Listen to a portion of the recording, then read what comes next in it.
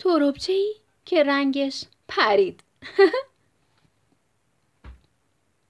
هر کی تربچه نقلی رو میدید میگفت وای چه تربچه نقلی قرمز و تر و تازه‌ای.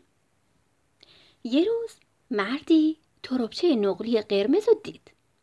اونو برداشت تا اونو هم بخوره.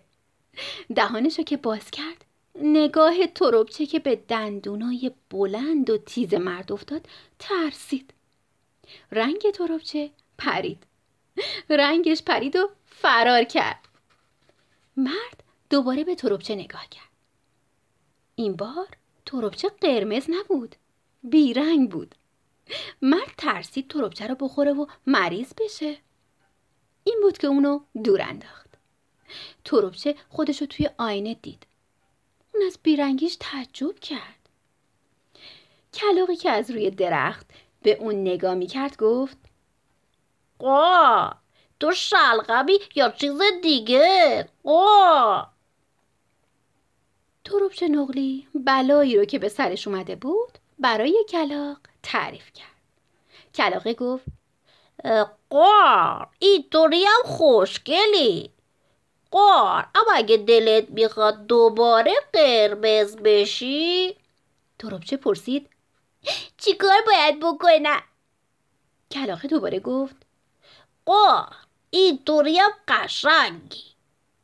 تربچه گریهش گرفته بود. کلاغه گفت اینطوری خورده نمیشی، عمر طولانی تری داری. اما تربچه نقلی قرمز که باشی اولین کسی که تو رو ببینه میخواد تو رو با لقمش هم بخوره. تربچه نقلی بیرنگ با حرفای کلاغه آروم نشد. کلاغه گفت خیلی خوب، میگم چی کار باید بکنی. هر رنگی که میپره میدوه و میره توی رنگی کمون. اونجا خونه رنگاست. رنگ تو هم حتما رفته توی رنگی کمون. منتظر بارون باش، بعدش رنگین کمون میاد. بپر توی رنگ قرمز اونو تا میتونی قلط بزن. به همین راحتی. روز بعد بارون بارید و رنگین کمون اومد. تربچه هم زبل بازی کرد و تندی پرید توی رنگای رنگی کمون و زود رنگ قرمزش رو پیدا کرد. کمی بعد اون مثل روز اول قرمز شد.